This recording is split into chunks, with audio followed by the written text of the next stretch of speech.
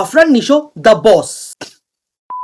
Sorry, আমার জন্য বস একজন, আর তোমরা ভালো করে জানো সেটা কি। এখন দাগি মুভির টিজার এমন না যে ও ভাই কি দেখলাম, বা এমনও না কি দেখলাম, ইটস মোর লাইক ঠিক আছে যাই দেখলাম। এখন দাগি মুভির টিজার দেখার পর আমার সব থেকে প্রথম একটা কোয়েশ্চেন, ঠিক আছে মানলাম টিজারটা ভালো আর এক্সাইটেড, বাট ইন্ডিয়াতে রিলিজ করছে তো।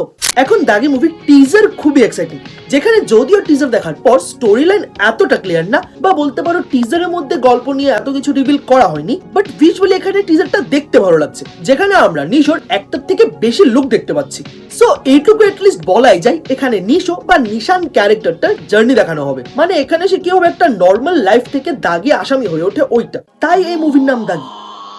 নাইস। যেখানে ভাইজানের আব্বা ভাইজানকে বলতো জীবনের একটা লক্ষ্য খুঁজে বের করতে, এন্ড লুকস লাইক ভাইজান ফাউন্ড দ্যাট লক্ষ্য, বাট জেলে যাওয়ার পর অবভিয়াসলি যেখান থেকে সে দাগি আসামি হবে, এই কারণে এখানে title Dagi. Nice.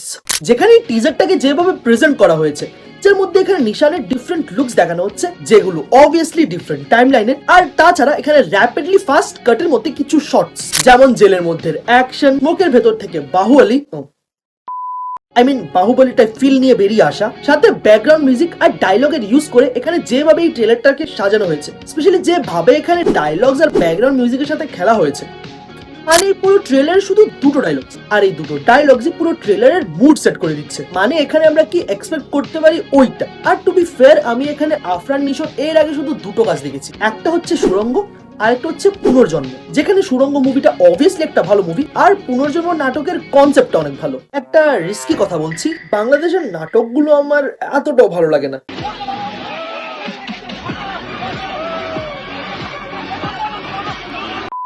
But two B fair, এমনটা হতে পারে যে আমি অ্যাওয়্যার না, ভালো ভালো নাটক আছে যেগুলো সম্পর্কে আমি জানি না। সো যদি কেউ তারের নিচে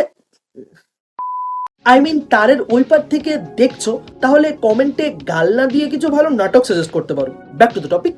এখন দাগের টিজার খুবই ব্যাপক হয়েছে এমনটা না, বাট একটা প্রমিসিং টিজার তো অবশ্যই। এমনটাও হতে পারে মেকার যেখানে টিজারে এত কিছু রিভিল করতে চাইছে না, তারা সরাসরি ট্রেলারের মধ্যে একটা ব্লাস্ট করবে। সো ওভারঅল এই টিজারটা ভালো একটা টিজার, বাট শুধু একটা প্রবলেম, মানে এত বেশিও না, টিনি টাইনি একটা প্রবলেম, এই বস লেখাটা। মানে আমি আগে বললাম আমার জন্য তো বস একজন, জোকস সাইড, আবে ওই জোককে সাইড করতে বলেছি, আমাকে না।